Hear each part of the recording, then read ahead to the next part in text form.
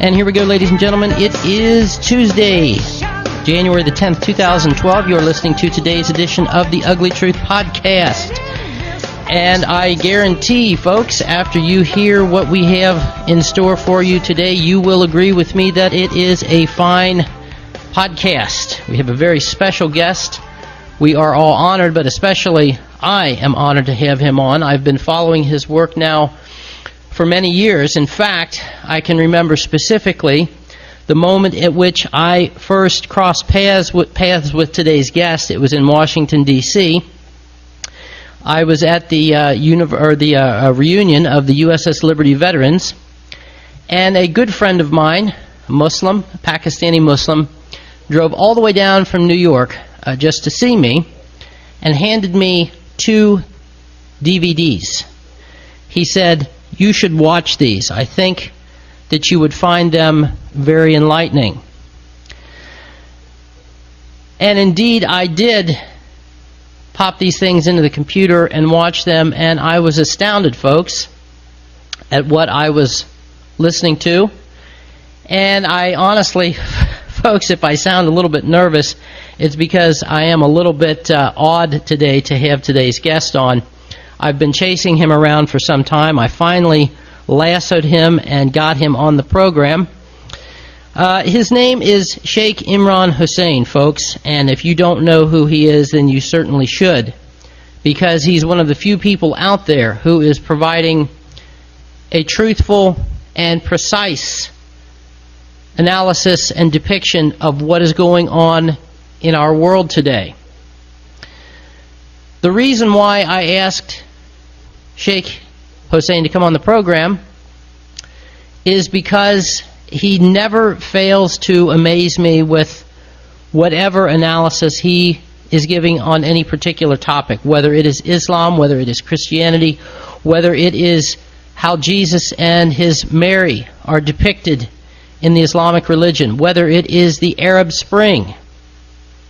Just to give you an indication, folks, of what kind of mind we're dealing with here, Imran Hussein predicted the quote-unquote Arab Revolution back in, I believe it was 2003. Just nod your head, Imran, if that's correct. Is that 2000? No, he's shaking his head no. Okay, he's going to set us straight once we bring him up. Okay. Nevertheless, he did predict it, and he has predicted it very accurately as the fraud that it is. Now, before I bring him up, folks, I'm going to set the stage here a little bit. As those of you who listen to this program know, a few weeks ago I had the honor of going to Houston, Texas, and speaking at an Islamic conference there. Mainly Iranians, which means that they were, for the most part, Shia. And the speech that I gave them, I started off by telling them that I am a follower of the teachings of Jesus. I had to stipulate that. I did not want to call myself a Christian in their presence, folks, because so many people calling themselves Christians have murdered so many innocent people, whether it's been in Iraq or Afghanistan, or have allowed or facilitated the murder of innocent people in Gaza, the West Bank, Lebanon. Of course, the thing that ties all of these people together, folks, is that they are on Israel's hit list. Anyway, the bulk of the speech, the thrust of the speech that I gave in Houston, was to tell the people there, the Muslims in attendance, that this quote-unquote war on terror is not a war to rob the people of the Middle East of their oil, or to rob them of their natural gas, or any other what we would call tangible natural resources. Okay? The real reason for this war is to rob the people of the Middle East of their most precious commodity, and that is their religion, their way of life, their culture, their morals, and that this is the battle line between the forces of good and evil. and I will say that plainly as a follower of the teachings of Jesus, that the Christian world fell a long time ago, folks.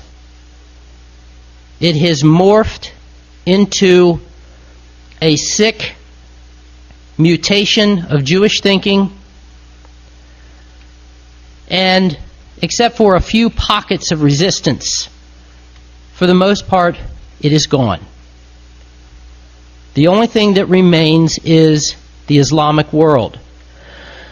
And it is specifically because the Islamic world refuses to bow down and to adopt these practices, whether they are moral, whether they are cultural, whether they are economic, whether they are political. This is the reason why we are dropping bombs on the countries of these innocent people, to further this discussion. Ladies and gentlemen, we are very honored to have with us Sheikh Imran Hussein. I know you told me, Imran, that I should not refer to you as Sheikh, but I think for purposes of decorum here, at least let's start the program off that way. Thank you very much for coming on the program, and welcome, sir. Thank you, Glenn, for your very kind invitation. Well, I am here in Kuala Lumpur in Malaysia, and it is 9 o'clock in the morning, and you are there in the east coast of the United States. It's after 5 in the afternoon, and I'm honored to be on your program. You heard my introduction, Imran, that this war that is taking place is a spiritual battle, and it is mainly directed against what remains of the only standing resistance to Zionist domination of the planet. Would you agree with me on this, that this is not a war for natural resources as much as it is a war to destroy the last remaining opposition to this thing known as the Zionist or Jewish New World Order? Well, first of all, Glenn, the speech that I gave, in which I anticipated what is now known as the Arab Spring, or the revolutions that would be sweeping the Arab world, that lecture was given in 2002, not 2003, but you're not far from the mark. Okay. It was given in Sydney, Australia. The second point is, I entirely agree with you in your analysis of the war on terror, but I wondered, why did you leave out one special word? That the war on terror is meant to not only rob us of this and that and the other, but most of all to rob us of our freedom. And number three, I have to differ with you. I don't think that Islam is the last force remaining in the world, standing up to evil forces which seek to oppress as never before in history, and which seek to establish their own political and economic dominion over all of mankind on Israel's behalf. Okay.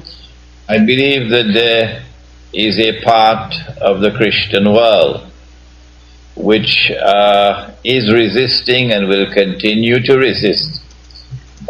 Christianity, when viewed from the perspective of the Quran, can be divided into two parts. One part of the Christian world is that part which will make an alliance with the Jewish world. Okay. And that today has emerged in the Zionist Judeo-Christian alliance, which is known as the West. Okay. And of which NATO is the military arm. But there's another part of the Christian world. Both parts of the Christian world are referred to in the Quran as An-Nasara. But the other part of the Christian world, the Quran tells us in the chapter entitled Al-Ma'idah, or the table laden with food, and the verse should be around verse number 80, 85 or somewhere around there. لَتَجِدَنَّ وَلَتَجِدَنَّ أَقْرَبَهُمْ مَوَدَّةً لِلَّذِينَ آمَنُوا الَّذِينَ قَالُوا إِنَّا نَصَارَى. The Quran is saying that you will most certainly find in time to come those amongst mankind who will be closest to you, Muslims, in love and affection, will be those who say, we are Christians. That part of the Christian world is also referred to in the Quran as Rum. Rum. Unfortunately, the word Rome is so close to the name of the city Rome that is sometimes understood as Rome, not Rome, rather it's Rome. And Rome is very, very clearly the Eastern Byzantine Christian Empire, which used to have its capital in Constantinople. That Eastern Christian Byzantine Empire has not aligned itself with the Jewish world in a Christian-Jewish alliance. It's the Western one. And that Rome today is to be found in Russia and in the East European states. And Prophet Muhammad, Allah's blessings be upon him, has in fact prophesied that the world of Islam is going to enter into an alliance with Rome. And that alliance is in the making now, I believe. Iran is very close to Russia, growing close all the time. Pakistan has now begun to learn some bitter lessons, and Pakistan has already applied for membership in the, I don't know what's the name of that pact with Russia and China. And the Russians have supported the Pakistani application. And I am anticipating civil war in Turkey. Once NATO makes its future moves, after that disastrous NATO move in Libya, where all the NATO underwear is now on display, dirty underwear for that, it's creating resentment in Turkey. And when NATO makes its move in other parts of the world, I expect an attack on Pakistan, almost certain, an attack on Iran, an attack on Egypt in time to come. Resentment in Turkey is going to grow to such an intensity that I anticipate civil war in Turkey. And in that civil war, the side which is opposed to NATO is going to enter into an alliance similar to Iran and Pakistan with Russia, with the Russian-led alliance. And so I don't think that we can conclude that Islam is the only force left in the world today, standing up to Zionist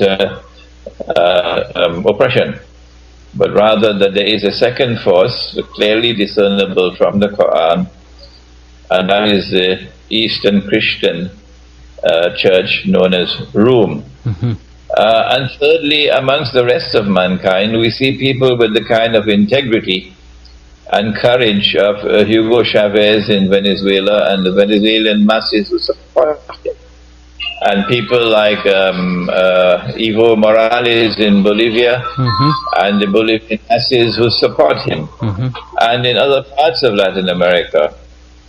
So it is not an entirely lost cause, and we are not alone. Well, as a Christian, I'm certainly glad to hear you say that, because it looks pretty bleak from where we are sitting here in the United States, particularly. The moral and political situation just continues to break down. I'm sure that you've been following the news coming out of the primaries for the Republican nomination, and at least at this point, all the front runners are people who have already sworn themselves over to the side of Israel, over the side of war. The American people, and again, I have to base most of what I'm saying here on the fact that I am living in the United States, and I can only judge based upon what I see in my immediate surroundings. The people in the United States, when it comes to understanding their world, where it is going, how it is falling apart and breaking apart, they have absolutely no knowledge of this, awareness of this whatsoever. Their country is bankrupt because of these wars, morally bankrupt, of course, because of the control of mass media and by extension control of our culture. by a certain group of people who have already demonstrated themselves to be adversely against us and our interests. But at the same time, I can see what you're saying with regards to the Eastern Christians. However, I have been to Europe. I have seen what it is like. Morally and culturally, they are in much the same situation that we are. Their banking system is still hooked up or hinged to the same type of Jewish banking system that we have here in the United States. So, in your estimation, Imran, how is it that the East is going to deliver itself from the jaws of death? Is it going to be because it throws its fortunes in with the Russians? Well, I was not speaking of that part of Europe which can be described as Western Europe. I was speaking of that part of Europe which better be described as Eastern Europe, where you don't have the Roman Catholic Church and the Protestant Church. Rather, you have the Eastern Orthodox Christian Church. In order for us to answer you, I think we have to take our discussion to a deeper level now. Okay. And that is to try to fathom the reality of one of the most mysterious events which has ever occurred in human history, and that is the emergence of what is now called modern Western civilization. It is an absolutely unique event in all of human history.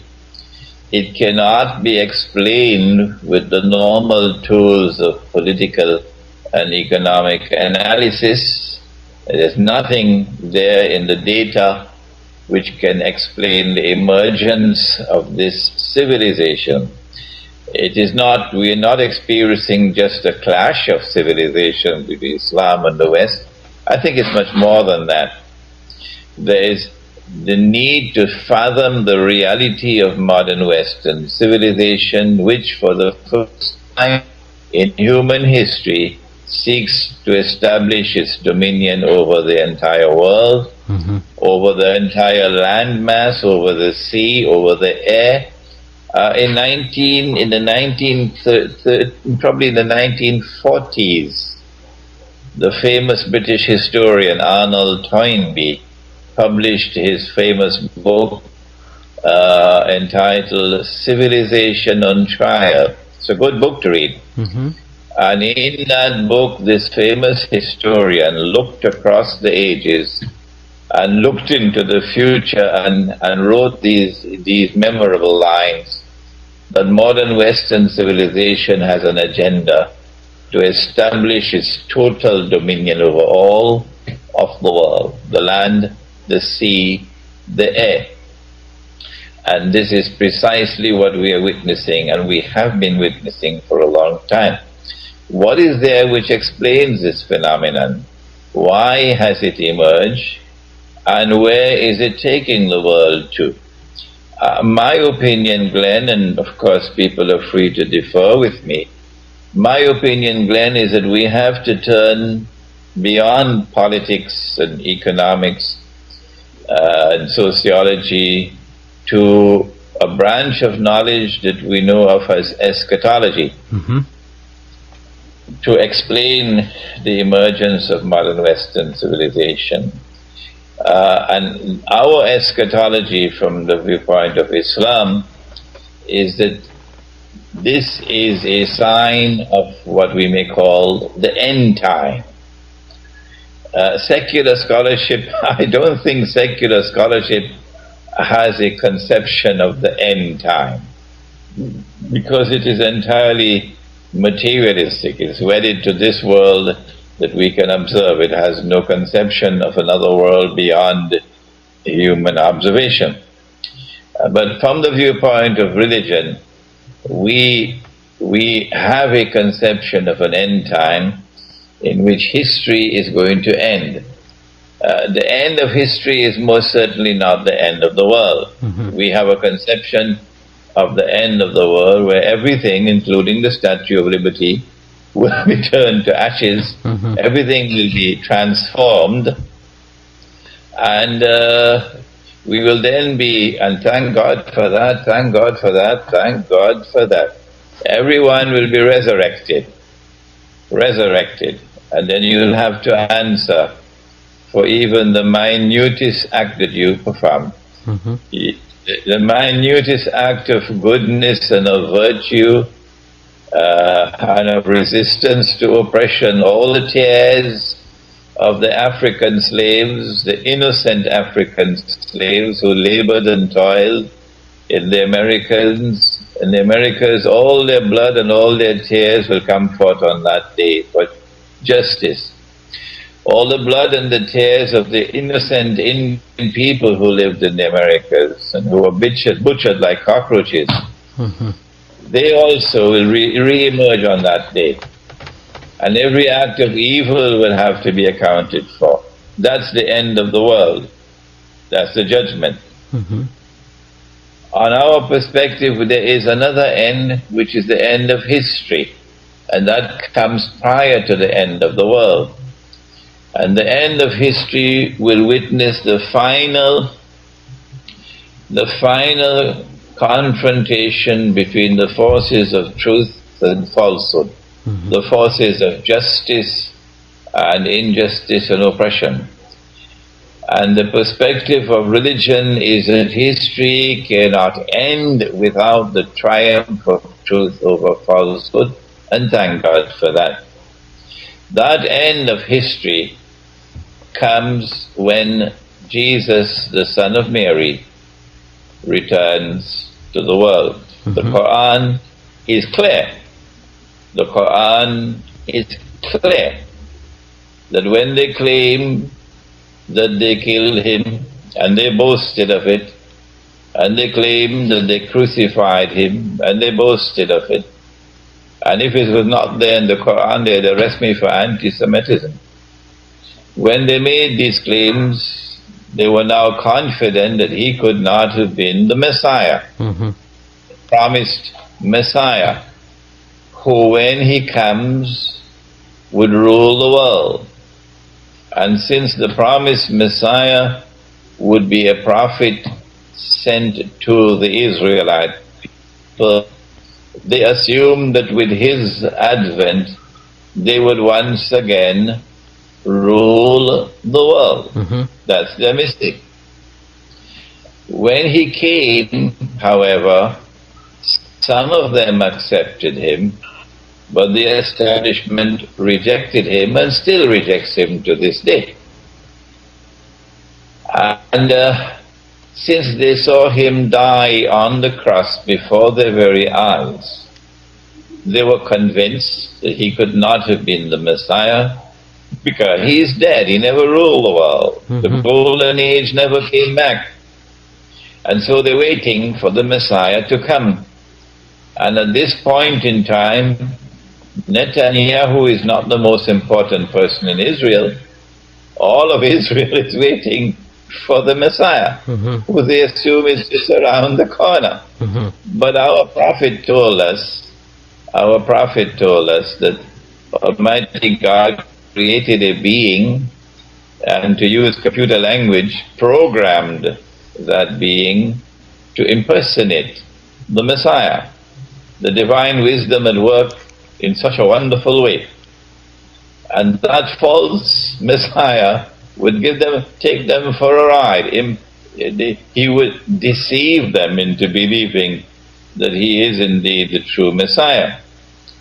And in order for him to successfully impersonate the true Messiah, the Son of Mary, then the false Messiah would also have to do a number of things. He would have to liberate the Holy Land for the Jews, which is under Muslim rule. And he's already done that. He'd have to bring the Jews back to the Holy Land to reclaim it as their own, 2,000 years after they were expelled. And he's already done that. He would have to restore a state of Israel in the Holy Land and get them to believe that this is Holy Israel of David and of Solomon. And he's already done that. And he'll have to cause that Israel to grow to become a superpower. He's already done that. Israel is today controlling the American Congress. Today, Israel controls Obama. And he's already done that.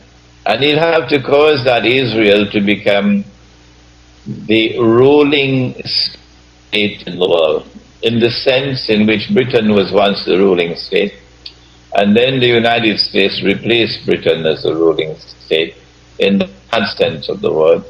Israel will have to replace the United States and become the third and final ruling state of this stage of history, the end of history. And we are about to witness that. Modern Western civilization emerged in history in this context as a creation which was designed to facilitate the movement towards that end of history in which Israel will establish its political and economic dominion, first of all over the Arabs, and that's the wars on the Arabs are taking place now, and then over all of mankind. And at that time he will emerge in Israel, ruling over Israel. He would be a Jew. The Christians know him as the Antichrist. I think you referred to him as the anti-Messiah. No, someone else. Antichrist. Antichrist, yeah. No, someone in Mexico wrote to me, a very famous man in Mexico, let me not mention his name, and he referred to him as the anti-Messiah. So my view is that we are probably not more than about 20, 25 years away from that event, when this man who the Prophet Muhammad described 1400 years ago, he would be a Jew, he'll be a young man, indicating that the young people are going to rule the world tomorrow. And he would be powerfully built, he'll have curly hair, and from Jerusalem he's going to declare that he is the Messiah, because he won't be. It is at that time when he declares that he is the Messiah, and he's taken all the Zionists for a ride, and more importantly, he's taken the Oriental Jews for a ride. Not the European Jews, who are not Semitic at all. They don't even have one blood, one drop of Semitic blood in them. It's Oriental Jews who are Semites. It is at that time, and not one moment before, it is at that time that history is going to witness this phenomenal event that universities don't talk about, the return of Jesus, the Son of Mary, who will then dispatch the false Messiah into a state of non-existence. So the false Messiah is not a human being, he's not an angel, he's not a jinn, but he's going to appear in the form of a human being. Angels can appear as human beings, Gabriel did. The jinn can appear as human beings, and so the Antichrist is going to appear in the form of a human being. And this kind of cosmology is not at all taught in universities. So the modern educated mind has no knowledge of this. And then after the Antichrist is dispatched into non-existence, Israel will disappear from the map. It'll be destroyed by an army which will come out of Khorasan, said the Prophet. God bless. And Khorasan, Afghanistan is the heart of Khorasan. It's the one part of the world that modern Western civilization has never been able to colonize. Never. From that part of the world where Western civilization has never been able to establish roots, that an army will come out and it will be unstoppable on its march directly to Jerusalem. At that point in time, said the Prophet, you will fight the Jews and you will defeat them. Not all Jews, of course. That's lazy analysis, lazy methodology to think that the Prophet is speaking about all Jews. Not at all. You will fight the Jews, meaning those Jews who are oppressors, and you will defeat them.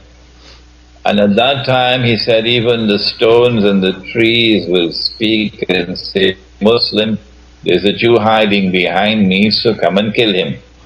Meaning the oppressor.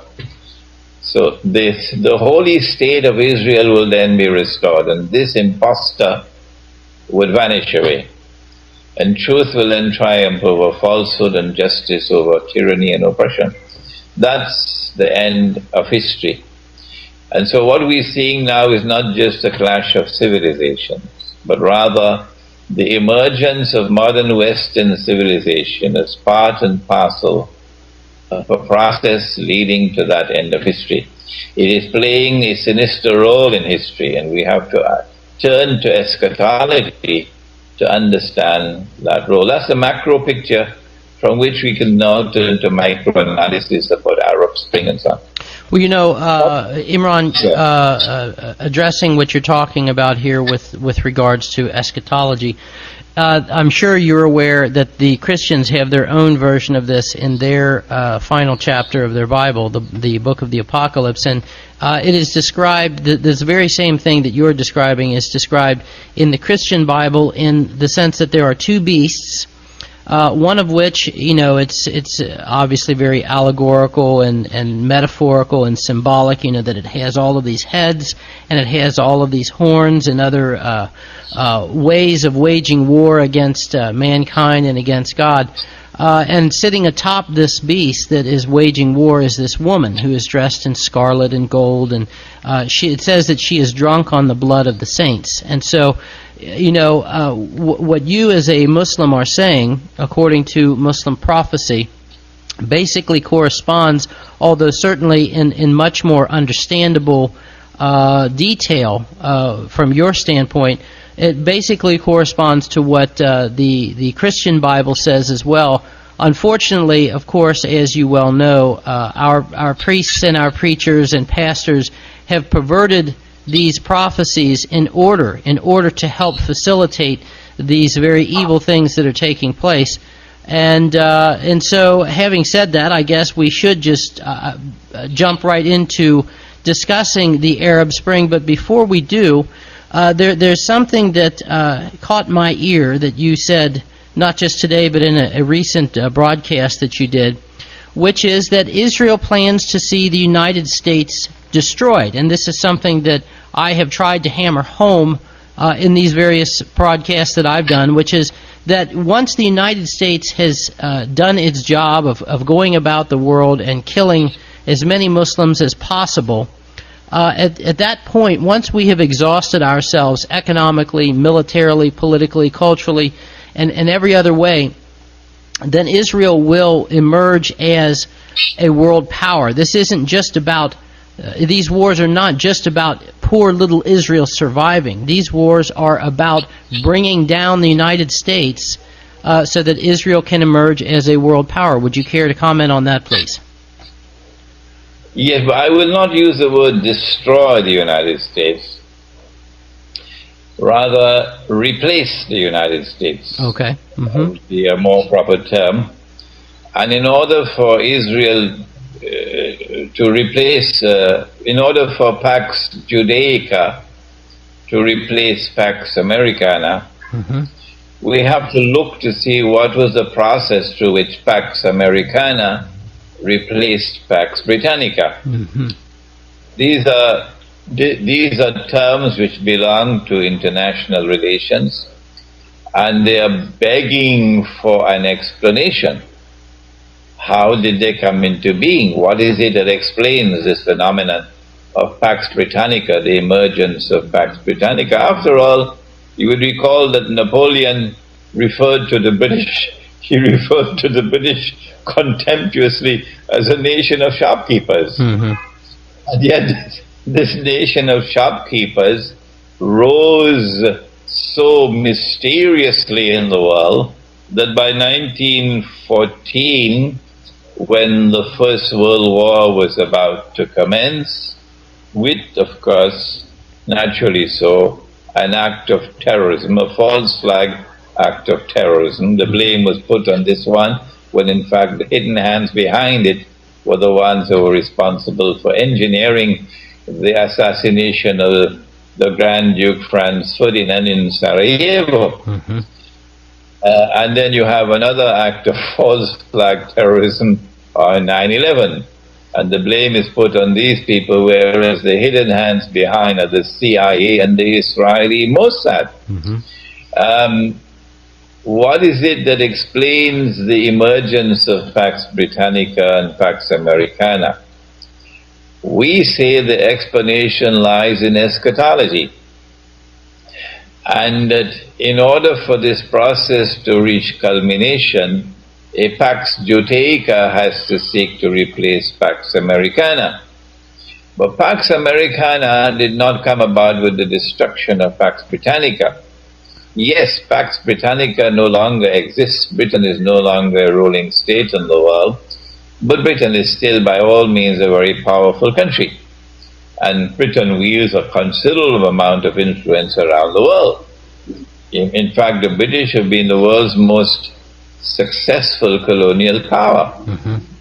Far more successful than the Russians, far more successful than the Germans, far more successful than the Italians and the Dutch have been the British, and after the British, the French. You have something called the Commonwealth today, where all the former territories which were ruled by Britain as loyal subjects, now they're independent states, but they all dress up in their jackets and ties and come together in a Commonwealth conference called the Commonwealth Summit. This is British diplomacy at its finest. So Britain still commands a significant amount of influence in the world today. But Britain is no longer the ruling state. That was very plain and clear when Anthony Eden had to resign as Prime Minister of Britain in 1956, I think it was, when Dwight Eisenhower ordered them, get out of Suez, get out of Sinai. And Britain, France and Israel had to withdraw. And the British Prime Minister resigned, the British government fell. Similarly, I believe we have to use a method of analogical reasoning here to anticipate what is the fate which now awaits the United States of America. It's one similar to what was experienced by Britain. That the United States is going to fall in the sense that the US dollar will collapse.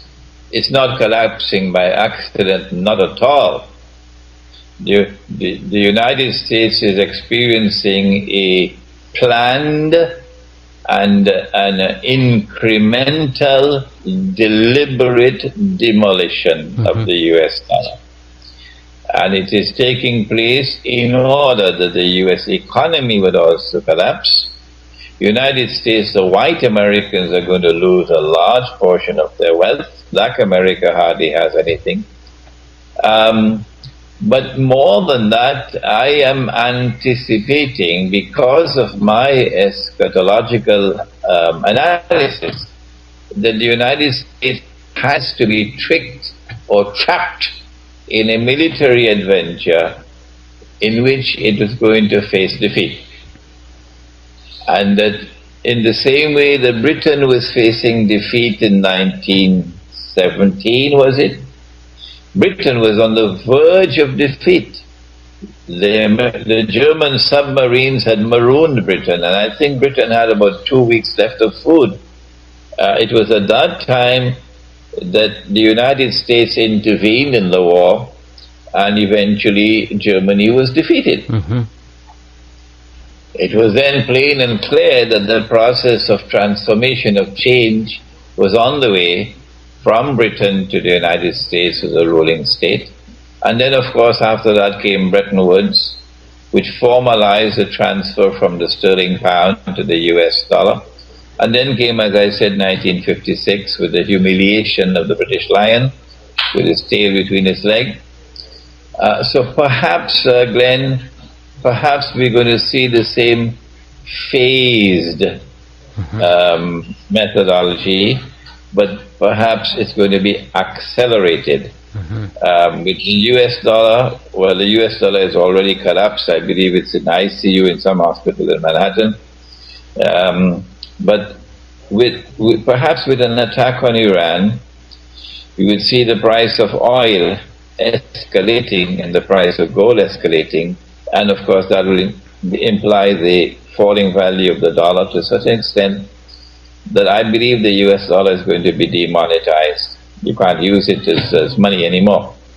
And they will replace it with something else, which they probably have in place already, which will have a fraction of the value of the present dollar. And as you change your old money for the new one, you're going to lose a large portion of your wealth.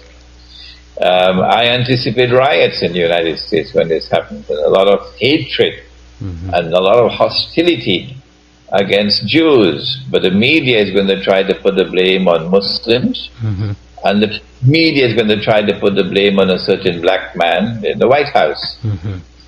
Convenient to have it's convenient to have a black man in the White House at such an event when the U.S. economy collapses. Sure. What could be the trap for the United States? I find it very, very, very interesting indeed that at just that moment when the United States is resigned to the fact that it cannot prevent Israel from launching an attack on Iran, the United States understands an attack on Iran will immediately provoke Iran to attack American troops in Iraq. And the United States will not have a single friend left in Iraq. Entire Iraqi population would be against the United States, plus the Iranian troops coming from over the border. That would be a hopeless situation. The United States is going to face such a situation in Iraq, with body bags being flown back to the United States, and American people rising up, that what they did, very, very interestingly so, is to pull out of Iraq suddenly, overnight. They're out of Iraq, indicating that they are anticipating a situation where they could face military defeat in Iraq. Of course, they cover this up now by sending troops to Israel as a cover-up.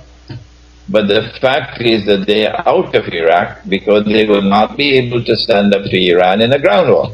And there's just that many people you can kill from the air, after which the whole world will turn against you. So you can't win the war from the air. You have to face a ground war. And they don't want to face a ground war against Iran in a situation where nobody will support them. Nobody. You see? So they have escaped from defeat in Iraq. They're out of that trap. Well, then where could the other trap be? I can be wrong, Glenn, but I believe that Israel would want Iran to retaliate by taking Bahrain. Israel will certainly not want to deliver a knockout blow to Iran, not at all. Israel will want to deliver a blow to Iran sufficiently strong to provoke war, and to provoke a series of war, but to keep Iran still strong. Because the strike on Iran is meant to deliver a number of things to Israel, ultimately the rule over the world. So you have to provoke a number of wars. So if Israel can entice Iran into taking Bahrain, the island of Bahrain, that will pose an immediate threat to Saudi Arabia. There's a causeway between Bahrain and Saudi Arabia you can drive over. And at that time, I believe, in fact, I already believe that Saudi Arabia and Israel are in very intense secret alliance. And both Saudi Arabia and Israel are planning the fall of the United States. So Saudi Arabia will then call on the United States to come in and intervene to save the Saudis. And the Zionists in the US Congress are going to make sure that Obama and the US armed forces cannot stop them. And so US forces will enter into Saudi Arabia against their will, really, to save Saudi Arabia. But when they come into Saudi Arabia to save Saudi Arabia, I think the plan is for Iran to give them a sound beating. I think that's the plan. The Saudis want that to happen, and the Israelis want that to happen. And when the United States has been sucked into the trap, on the verge taking a good beating, the only force in the world who can then intervene to save the United States would be Israel. Right. And similarly, as the only force in the world that could have intervened to save Britain was the United States. And so history will repeat itself. That's the microanalysis.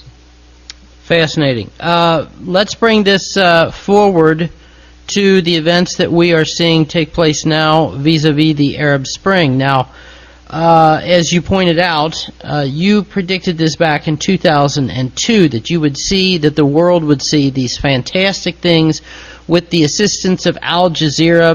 Al Jazeera, of course, carrying the appearance of being a Middle Eastern network that the Arabs could believe in, that they could trust, that you would see these fantastic things taking place with Arabs rising up and throwing off the shackles of imperialist and colonialist powers that have been sitting on top of them now for the last half century. It has been my contention from the very beginning that this was just an extension of Israel's bigger plans for the Middle East, that these were not real revolutions that were taking place. But I'm sure that you will do a much better job explaining this to our listeners than I would. So if you would please, Imran, take it from there.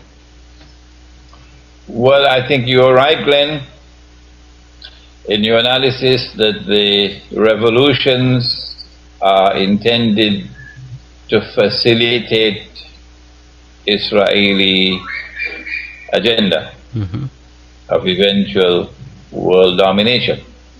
How will this take place? I gave that speech in 2002 anticipating an American attack on Iraq, which did take place in 2003, I believe. And I thought that the Arab Spring would have taken place in 2003. I was wrong. And I thought that the first country that would fall would be Jordan. And I was wrong. And I'm so happy, Glenn, to be wrong sometimes. Okay. I'm so happy to be wrong sometimes. It keeps my feet on the sand, on the dirt, on the dust. Yeah. But the analysis was that Israel wants to provoke these revolutions out of a sense of utter Arab frustration at oppression, utter Arab frustration at the persecution of Muslims, war on the religion, so that these revolutions, these uprisings would result in Islamic forces emerging in leadership position. So that the secular nationalist Arab leadership would be swept away. That secular nationalist Arab leadership, from the time of Jamal Abdel Nasser in Egypt and Mohammad Mossadegh in Iran and so on, and Ahmad Sukarno in Indonesia, Muhammad Ali Jinnah in Pakistan, that secular nationalist leadership had a very important role to play in the plan, and it played that role successfully. It was no longer needed. In the same way, we don't need paper currencies anymore. Paper currencies have performed the job that they were designed to perform, and they don't need them anymore. And so paper currencies are now going to disappear to be replaced with electronic money, which is, of course, the equivalent of a financial Guantanamo. Similarly, the secular nationalist leadership of the Arab world is no longer needed. What's his name? Hosni Mubarak has done his dirty work for us. We don't need him anymore. What we need now is Islamic leadership, or so-called Islamic leadership, so that the world would see Muslims in the name of Islam ruling over Egypt, for example, an Islamic government in Egypt, how will Israel benefit from an Islamic government in Egypt, which of course is around the corner. Elections have already taken place, and the Islamic parties have won the elections outright. My answer is that the Islamic parties, when they take power in these countries, whether they like it or whether they don't, would be forced to increase vocally and tangibly their support for the Palestinians. Yes. And in particular for the plight of the people of Gaza. And as they increase that support and they enter into tangible support and the rhetoric increases, the rhetoric of war, Israel and the media around the world can then launch a PR program, a PR offensive to captivate mankind with this lie that Islam poses a threat to mankind. It's a menace to mankind. Muslims want to take over the whole world. And Israel is in mortal danger. Israel already has her pre-planned wars against the Arabs, for example, but Israel does not want to wage these wars while appearing as a naked aggressor. Exactly. So Israel wants to be able to say, well, we are only defending ourselves and we are waging these wars on behalf of mankind, to save mankind from the menace of Islam. That's my explanation of the Arab uprising. But there's another part of it. There's another part of it, and that is that, and I am actually mentioning this for the first time in your program, Glenn, that Islamic political theory is one which recognizes divine sovereignty over the state. Western political theory, the modern state, has rejected divine sovereignty. Sovereignty now lies with the people. And the modern constitution around the world recognizes sovereignty of the state residing with the people. And that supreme authority and supreme law resides with Parliament, not with God and His Prophet. And these Islamic parties in the Arab world and elsewhere are monstrously misguided, pathetically misguided, and finally sorrowfully misguided, that they do not have an understanding of Western political theory. And they foolishly, Glenn, I'm sorry to be using this harsh language, but the walls are falling down, Glenn. The fire is consuming the house. I have to use the language now. They very foolishly take an Islamic movement and transform it into a political party with slogans and with party symbols, and then fight elections. Elections in which the population is recognized to be a conglomeration of individuals. No, God didn't create us as individuals. No, He has more wisdom than that. The divine wisdom never created us as a world of individuals. No. Divine wisdom created us as a world of nations and tribes. And once we were nations and tribes, there was more cohesiveness in society. Today, society is falling apart. We are living in a world that is disintegrating socially. And the political system is one in which the unit of the state would not be the individual. No. The unit of the state is the nation of the tribe. The nation of the tribe conducts its consultations within the tribe in a very refined way, in which age and maturity and wisdom and experience have precedence over youth and over inexperience. And you can't buy elections. No, you can't use glitz and glitter and pomp and the news media to brainwash people to vote for this one or that one. Not in this political system. And so the nation and the tribe and the clan will hold its own internal consultations on matters pertaining to political leadership. And then the nation or the tribe will become the unit of the state. And that unit of the state will then express itself in the decision-making process through which the leadership is established or the leadership is replaced. That political system not only establishes stability, political and social stability, but sustains that stability. And this one has only created wars and conflicts and rivalry and tribal rivalry and bloodshed and murder all over the world. Mm-hmm. And of course the corruption of the political process. So the Islamic political parties in Egypt and in other parts of the Arab world are monstrously misguided and sorrowfully misguided in this process of theirs in which they register themselves as a political party and fight in elections. And the Western world has succeeded and is continuing to succeed in its plans to subvert Islam in this way. Mm-hmm. There's more to the analysis, but I feel I'm taking too much of your time. Well, actually, I promised to only keep you captive for an hour, but I do want to bolster what you said, because particularly in the case of Egypt, we had the head of the IDF just last week giving a speech at an Israeli high school, where he was doing his usual business of reminding the students that they are approaching military service age and not to forget to sign up, and put on their uniform.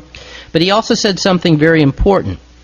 He said that the Arab Revolution, the Arab Spring, has been a quote-unquote disaster for Israel, and it has brought us back to the situation that existed in 1967. Well, to anybody who has not studied the history of what took place, that may not make much sense. But to those who know what happened in 67, which is that Israel set up a situation where she was being threatened on all sides by Egypt, by Jordan, by Syria, and then, of course, Israel preemptively launched military operations against these countries for the sole purpose of stealing more land. And so what Benny Gantz was basically doing was choreographing to the entire world that Israel is setting up, through the use of these Arab revolutions, is setting up the same situation so that she can, as you said, Imran, so that she can go before the world blameless and say, we're only defending ourselves. We're just trying to protect ourselves against these bloodthirsty Muslims. You can't reason with them. They just hate us because we're Jews. And as you pointed out, very important, Imran, Israel wants to be able to take the credit for having, quote-unquote, saved the world from radical Islam. Yes, I believe you're correct there, Glenn. This is the art of deception, the diplomacy of deception. But truth must triumph over falsehood at the end of the day. And so there's my voice and there are other voices. We may be small voices, but the Lord above can cause this voice to reach many and open the hearts and open the minds of many to understand the reality which is so different from their parents of what is now taking place. Yes, and I agree with you, Imran. As the Quran says, they plotted, but God is the wisest of all plotters. And as far as I'm concerned, they can make their plans and they can do their evil, but at the end of the day, the Lord who created all will have the final word, the final say on everything.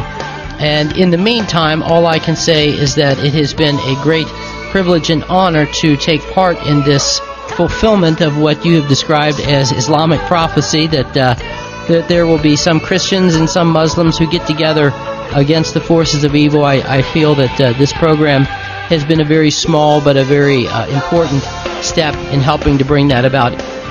Glenn, I would like to conclude by thanking you for your kind invitation to be on your show and to enter into the record my appreciation and my sense of honor that I was privileged to speak with someone who describes himself as a friend of Islam.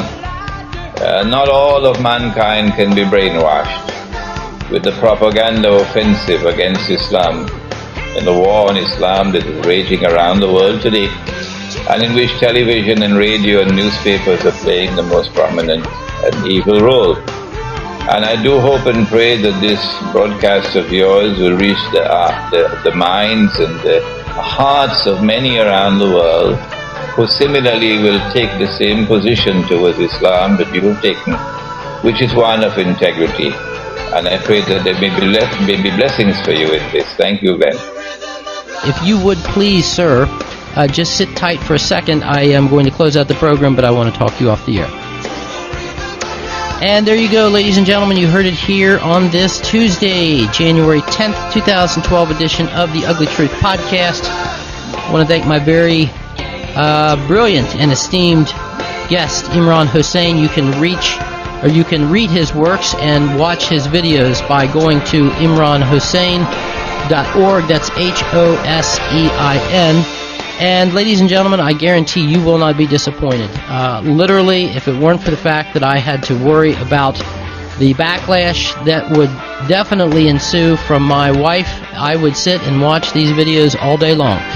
But anyway, that's it for today, folks. As we are fond of saying on this program, go out and do what you can to save what is left of this damaged and dying world. If not for yourself, then certainly for those who are going to be inheriting the whole mess. And as always, ladies and gentlemen,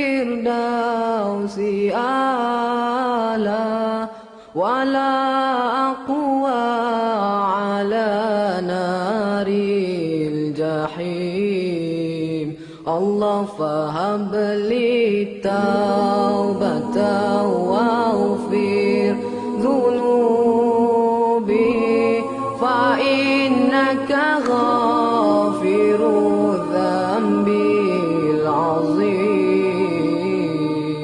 ilahi lasdu lil firdausi ahla wala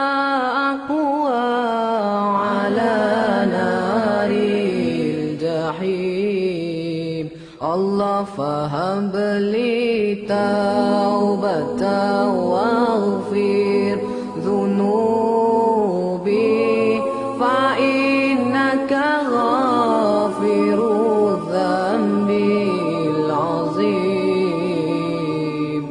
Tuhanku, aku tidak layak untuk syurgamu, tetapi aku tidak pula sanggup menanggung siksa nerakamu. Dari itu kurniakanlah ampunan kepadaku, ampunkanlah dosaku.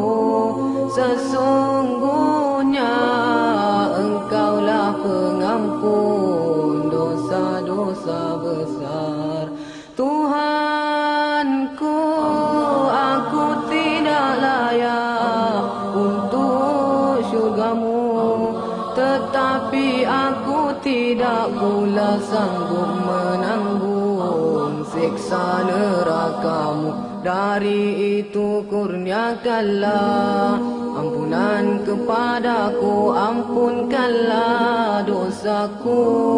Sesungguhnya Engkaulah pengampun dosa-dosa besar. Ilahi lastu lil firdausi ahla wala aqwa ala naril jahim. Allah fahab li taubatan waghfir dhunubi fa innaka ghafiru dhanbil azim. Ilahi lastu lil firdausi ahla wala aqwa ala naril jahim. Allah fahab li